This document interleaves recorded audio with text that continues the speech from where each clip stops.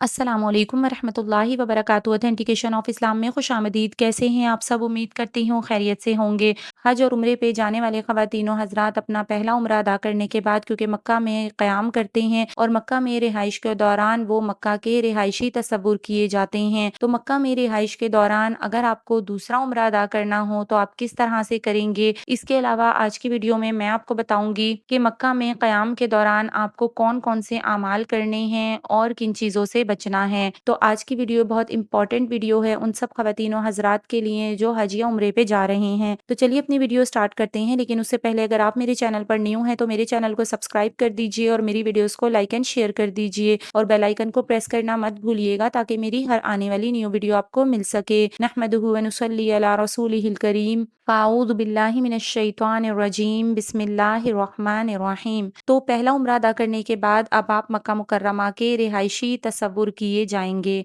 मक्का मुकर्रमा में रिहाइश के दौरान अगर आपको दोबारा उम्रा अदा करना होगा तो आपको हुदूदे हरम से बाहर जाना पड़ेगा।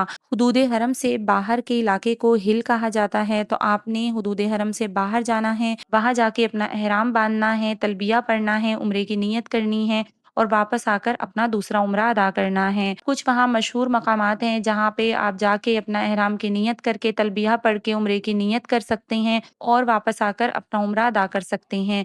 तो वो मशहूर मकामात हैं मस्जिद आयशा, मस्जिद जोराना, अराफात, शमीसिया और हुदैबिया वगैरह। अब यहाँ पे एक बात क्लियर करती चलूँ कि हुदूद हरम से बाहर का इलाका, क्योंकि मैंने आपको बताया कि हिल कहलाता है, तो अगर आपने दूसरा उम्रा अदा करना होगा तो आप हुदूद हरम से बाहर यानी हिल के इलाके में जाएंगे और हिल से आप एहराम बांध के वापस आएंगे। लेकिन अगर आपको किसी वजह से हुदूद हरम से बाहर हिल में जाना है लेकिन आपका इरादा उम्रे की नियत का नहीं है तो आप हिल में जाने की सूरत में वापसी पर एहराम का लिबास और उम्रे की नियत करना इख्तियारी होगा। ठीक है, मिसाल के तौर पर आप अराफात का मैदान देखने के लिए गए हैं, अब क्योंकि वो हुदूद हरम से बाहर है तो आप ये ना समझें कि अब हम हुदूद हरम से बाहर आ गए हैं तो अब हमें हरम जाने के लिए एहराम की नियत करना जरूरी है या उम्रा अदा करना जरूरी है। तो ऐसा नहीं है। अगर आप हुदूद हरम से बाहर हिल में गए हैं तो वापसी पर एहराम का लिबास और उम्रे की नियत करना इख्तियारी होता है। अब ये तो मैंने आपको बता दिया कि हुदूद हरम से बाहर अगर आप हिल में जाएंगे तो आपको क्या करना पड़ेगा, लेकिन हुदूद हरम से बाहर किसी वजह से मीकात से बाहर चले गए, मीकात से बाहर जाने की सूरत में वापसी पर मीकात से एहराम का लिबास और उम्रे की नियत करके तलबिया पढ़ के हालत एहराम में आना और उम्रा अदा करना लाजमी होगा। मिसाल के तौर पर कुछ लोग ताइफ की जियारत के लिए जाते हैं और ताइफ जो है वो क्योंकि मीकात से बाहर है तो उनके ऊपर ताइफ से वापसी पर उम्रे का एहराम बांध के आना लाजमी है। लेकिन लोग अपनी लाइल्मी की वजह से ताइफ जाते हैं, जियारत करके ऐसे ही वापस आ जाते हैं, उम्रे का एहराम नहीं बांधते, जिसकी वजह से उन पर दम लाजिम हो जाता है। तो उसके लिए आपको क्या करना है, अगर कभी ऐसा हो कि आप किसी ऐसी जगह पर गए हैं जो मीकात से भी बाहर है और वापसी पर आपने एहराम नहीं बांधा या उम्रे की नियत नहीं की, तो अब आपने दूसरी चीज क्या करनी है कि वापस मीकात पे जाना है और वहां जाके उम्रे की नियत करके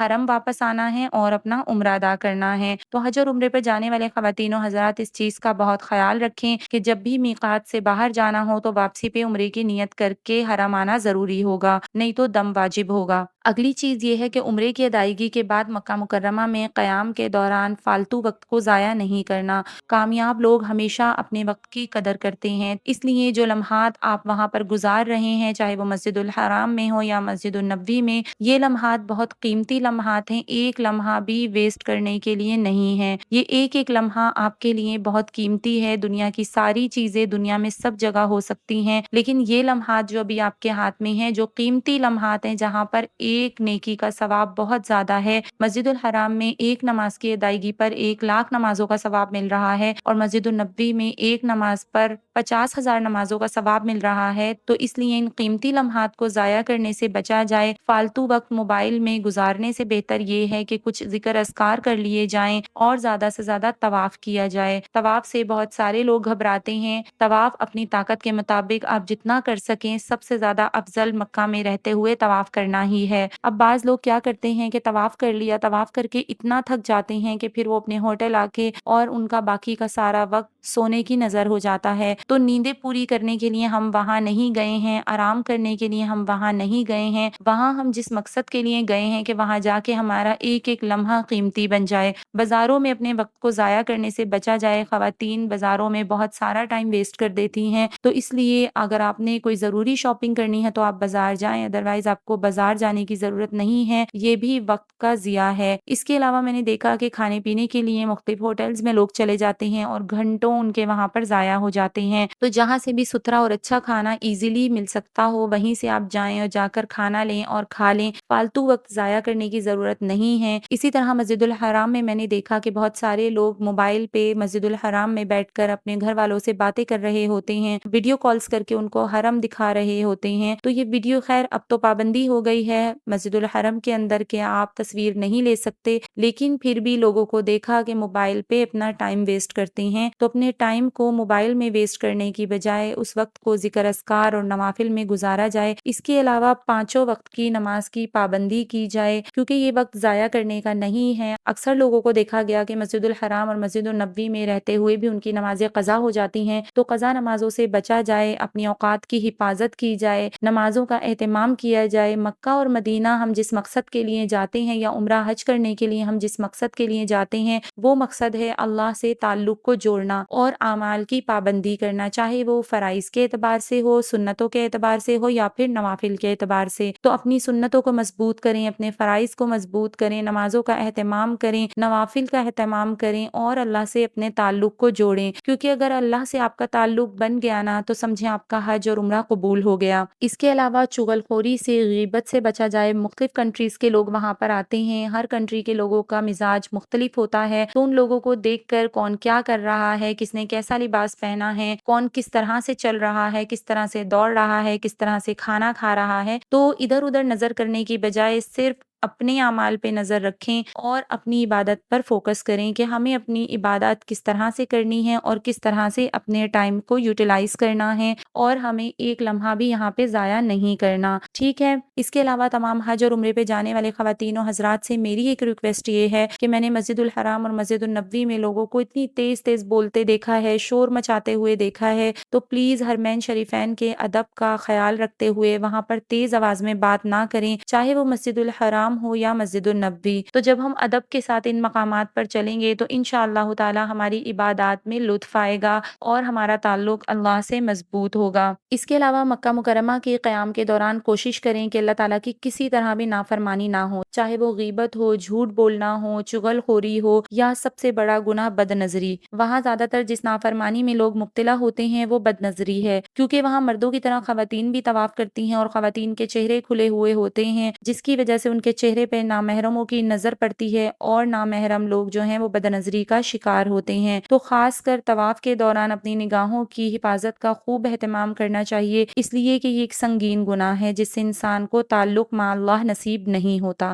ہم وہاں اللہ کا قرب اور رضا حاصل کرنے کے لیے جاتے ہیں تو اپنی دعاؤں میں بھی اس دعا کو شامل رکھیں کہ یا اللہ ہر گناہ سے بالخصوص بد نظری سے میری حفاظت فرما، آمین ثم آمین۔ ٹھیک ہے، اگلی چیز یہ ہے کہ کچھ لوگ کیا کرتے ہیں کہ حج پہ جانے سے پہلے زیارات پہ چلے جاتے ہیں۔ اب ایک چیز آپ غور سے سن لیجئے کہ زیارات پر جانا حج کا یا عمرے کا لازمی جز نہیں ہے، اصل مقصد مسجد الحرام میں قیام کا ہونا ہے، طواف کرنا اصل مقصد ہے، عمرے ادا کرنا اصل مقصد ہے۔ اب وہ حاجی صاحبان جو حج پہ جا رہے ہیں اور حج پہ جانے سے پہلے وہ زیارات پہ چلے جاتے ہیں، حج سے پہلے جبل نور اور جبل ثور پر چڑھنے سے بچا جائے، کیونکہ یہ دونوں پہاڑ اچھے خاصے اونچے ہیں اور اگر آپ ان پر چڑھ گئے تو اگلے 2 دن تک آپ کی تھکن نہیں اترنے والی، تو اس لیے حج سے پہلے یہ غلطی نہ کریں، کیونکہ حج میں بہت چلنا پڑتا ہے، اتنا چلنا پڑتا ہے کہ آپ تصور نہیں کر سکتے۔ تو حج پہ جانے سے پہلے آپ نے اس طرح کا کوئی کام نہیں کرنا، زیارات پہ آپ نے نہیں جانا ہے، اپنے آپ کو ریلیکس رکھنا ہے تاکہ آپ کو کسی قسم کی تھکن نہ ہو اور آپ کے حج کے دن اچھے سے گزر جائیں۔ اس کے علاوہ مسجد الحرم میں رہتے ہوئے آپ نے زمزم زیادہ پینا ہے۔ زمزم ایک ایسا پانی ہے جس سے بھوک بھی ختم ہوتی ہے، پیاس بھی ختم ہوتی ہے اور زمزم میں اللہ تعالیٰ نے ہر بیماری کے شفا رکھی ہے۔ ہمارے نبی حضور صلی اللہ علیہ وسلم نے ارشاد فرمایا کہ زمزم پی کے جو دعا مانگی جائے اللہ پاک اس دعا کو قبول فرماتے ہیں۔ تو اس لیے مسجد الحرم میں جب تک آپ ہیں تو زیادہ سے زیادہ زمزم پئیں، اور جب مسجد الحرم سے اپنے ہوٹل آنے لگیں تو زمزم کا پانی بھر کے ہوٹل میں لے آئیں اور زیادہ سے زیادہ زمزم پئیں۔ زمزم ایک ایسا پانی ہے کہ یہ وافر مقدار میں خالص حالت میں مکہ مکرمہ میں ہی پیا جا سکتا ہے۔ تو انسان جس نیت سے زمزم پیتا ہے اللہ تعالیٰ اس کی اس نیت اور مراد کو پورا کرتے ہیں۔ کئی مرتبہ آپ کو زمزم پینے کی نوبت آئے گی، بسا اوقات اس نیت سے بھی پانی پی لیں کہ اے اللہ اس سرزمین میں تو اپنی نافرمانی سے بچا، اور زمزم پینے کے بعد دعائیں مانگیں۔ اس کے علاوہ اپنا زیادہ تر وقت دعاؤں میں، ذکر اذکار میں گزاریں، نوافل کا اہتمام کریں، تہجد کا اہتمام کریں۔ اگر تہجد کے لیے آپ مسجد الحرم نہیں جا سکتے، اپنے ہوٹل میں رہتے ہوئے ہی تہجد پڑھ لیں۔ سنتوں کا اہتمام کیا جائے۔ اب کچھ لوگوں کی غلط فہمی یہ ہوتی ہے کہ نماز قصر ادا کر رہے ہیں تو قصر نماز میں سنتیں نہیں پڑھتے۔ ایسا نہیں ہے، قصر نماز میں صرف فرض